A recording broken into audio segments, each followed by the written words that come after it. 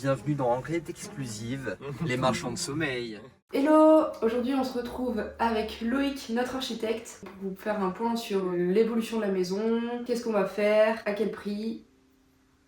Donc, comme vous savez, on a acheté cette maison il y a maintenant 1 an. Et après avoir passé 1 an dedans, on a vu que en fait, il y avait pas mal de choses qui n'allaient pas. Puis c'est vrai qu'en vivant dans une pièce, on se rend compte que avoir une chambre à part c'est bien aussi, surtout quand on vit avec 2 chiens. Les vêtements sont entassés dans un bout de garage, il y a de l'air qui passe partout, c'est un peu compliqué. C'est vrai qu'on a un insert qui chauffe bien, mais non, c'est compliqué. À vivre au quotidien, ça fait vraiment maison de vacances. Bienvenue dans Enquête exclusive, les marchands de sommeil. Gab et Manon vivent dans des conditions insalubres depuis bientôt 1 an. Leur bailleur social ne répond pas au téléphone. Là, on a un accès direct au cul. Enfin bon, Voilà. là, c'est pas, on est à la limite de l'insalubrité quand même.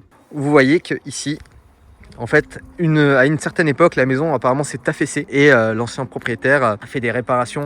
Je dirais pas de fortune parce qu'elles ont été faites quand même correctement, mais on voit que ça bouge quoi, que c'est pas terrible. Donc là, on est sur la partie entre la maison et le hangar. Donc là, on peut voir que ça se fissure. Puis voilà, je pense que les images parlent d'elles-mêmes. Ouais, c'est pas très sexy comme on dit. On va pas aucun intérêt de restaurer un truc pareil. Vas-y sur un. C'est isolé avec du placo, même pas hydrofuge. Non, Non, mais c'est un début d'isolation, puis ça a été abandonné Voilà. complet.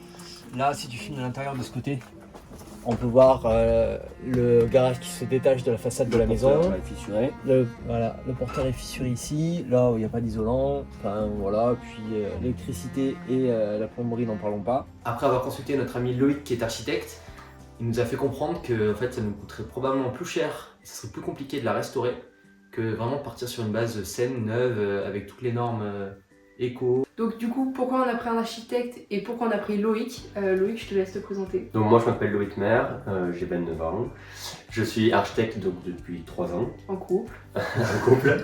Donc j'ai fait mes études d'architecture à Montpellier. À la base, la petite histoire, c'est que en 2018, je revenais d'une grande randonnée et Loïc vendait un Jeep Cherokee tout équipé et je l'avais contacté comme ça. C'est Voilà. ça, c'est comme ça qu'on s'est rencontrés sur le bon coin.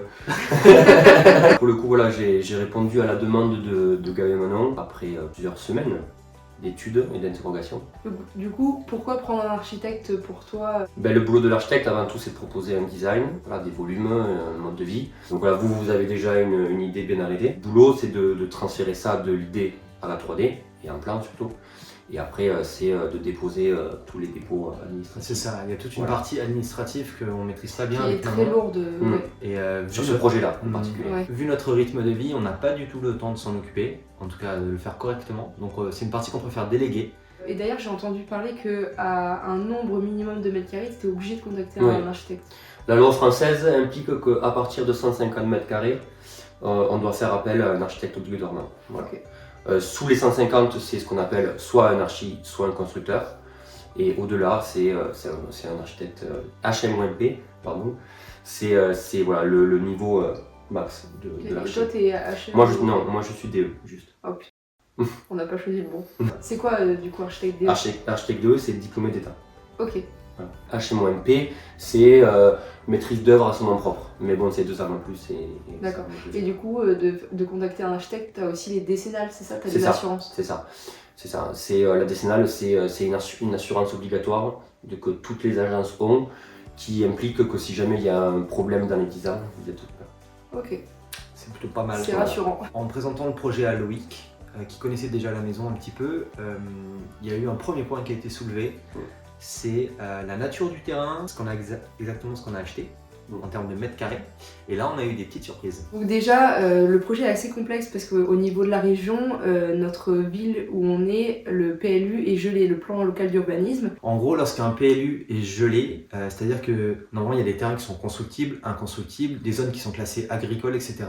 Dans la transition, lorsqu'il n'y a pas de PLU, c'est que les terrains qui étaient constructibles peuvent le rester ou alors basculer non constructibles ou terres agricoles ou toutes les autres dénominations. Et en attendant cette période un peu floue, pour savoir si son terrain est constructible, il faut aller quasiment au bout de la démarche, d'aller poser un permis de construire, demander au préfet. Et au lieu que ce soit la mairie de la ville, ça va être le préfet qui va déterminer si oui ou non on peut faire le projet. Alors nous, comme vous le savez, on a acheté en plein PLU gelé, donc c'est un peu un coup de poker. On pourrait tomber sur un terrain si les 6000 m² étaient constructibles, là c'est super. Sinon, nous ce qu'on a voulu assurer avec ici, c'est que même si la maison n'était pas top, on avait quand même des mètres carrés. Voilà. Vous achetez la vue, Acheter la un vue, des mètres emplacement, carrés. un emplacement. Là, on vit dans 43 mètres carrés. On avait 2 dépendances et en fait, on s'est rendu compte que les 2 dépendances n'étaient pas déclarées. Donc, il va y avoir un premier travail de déclaration, de démarche administrative pour déclarer l'existant. Et après, quel est l'après? Après, quel est l'après? Donc là, effectivement, dans un premier temps, on va avoir à déclarer donc, les dépendances. On va déposer ce qu'on appelle une DP, une déclaration préalable. Donc ça, c'est juste dans le but que Gab et Manon passent d'une maison officielle de 42 mètres carrés à 95. Sachant que, comme l'a expliqué Gab juste avant, le RNU autorise 30% d'agrandissement possible. Donc si on part sur ce qu'on a aujourd'hui de 42, 30% de 42, c'est vraiment pas énorme, ça fait vraiment un projet pour pas grand chose. Donc voilà, le but du jeu c'est de passer à 100, au moins on peut viser une maison de 140 mètres carrés par la suite. Ça serait royal. Ouais, ça serait pas mal. Le projet va se passer en 3 temps, donc on va avoir dépôt de la déclaration préalable, permis de démolition pour cette maison et permis de la nouvelle maison. Voilà.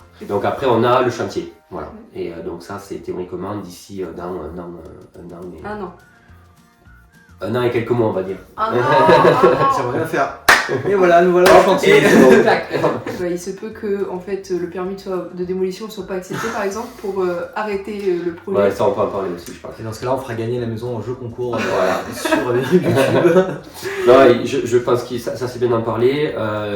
En fait, à chaque étape du projet, donc notamment déclaration préalable, permis de démolition et permis de construire, et demande du prêt à la banque. Donc on a 4 grandes étapes à passer. Et donc à chaque fois qu'on aura passé ces étapes, on peut ouvrir une bouteille de champagne. J'ai l'impression de faire Koh-Lanta. De ce qu'on a compris, c'est que la politique des villes en général, je pense, c'est de ne pas multiplier les maisons dans les communes, c'est au contraire de les réduire et Tout centraliser. Faire des lotissements parce que c'est plus facile à gérer pour tout ce qui est traitement des eaux, etc. Et donc la maison individuelle tend à disparaître, je pense, dans le temps.